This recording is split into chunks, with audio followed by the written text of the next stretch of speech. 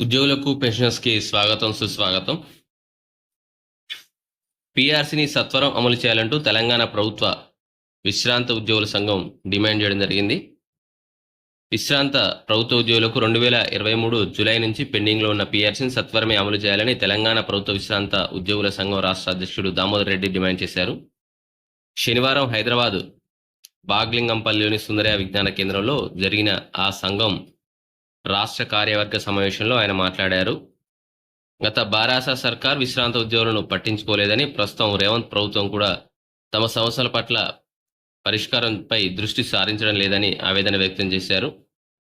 సూర్యాపేట జిల్లా కోదారులో ఈ నెల 16 నుంచి 18 వరకు విశ్రాంత ప్రభుత్వ ఉద్యోగులకు రాష్ట్ర స్థాయి క్రీడా సాంస్కృతిక ఉత్సవాలను నిర్వహిస్తున్నట్లు చెప్పారు. సమావేశంలో సంఘం రాష్ట్ర సెక్రటరీ జనరల్ చంద్రశేఖర్, రాష్ట్ర కమిటీ నేతలు పాల్గొన్నారు.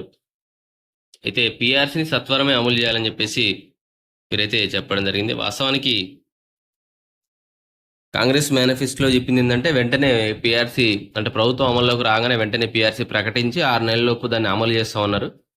ఆర్థిక సమస్యల దృష్ట్యా మరి లేట్ అయిందని చెప్పేసి వారైతే చెప్పుకొస్తున్నారు. కానీ మరి 2023 జూలై అంటే ఇప్పుడు దాదాపుగా ఇంకొక 2 నెలలు దాటిందంటే 2025 జూలై రాబోతోంది. మరి 2 సంవత్సరాలు కంప్లీట్ చేసుకోబోతుంది. కాబట్టి మరి పోయిన ప్రభుత్వం లా కాకుండా ఈ ప్రభుత్వం వెంటనే పీఆర్సీని ప్రకటించి ఉద్యోగులకు సత్వరమే న్యాయం చేయాలని చెప్పేసి అందరూ కోరుకుంటున్నారు. ఇది ఈరోజు వార్త. మొదటిసారి ఛానల్ చూసిన వాళ్ళు తప్పకుండా సబ్స్క్రైబ్ చేసుకోండి, లైక్ చేయండి, షేర్ చేయండి.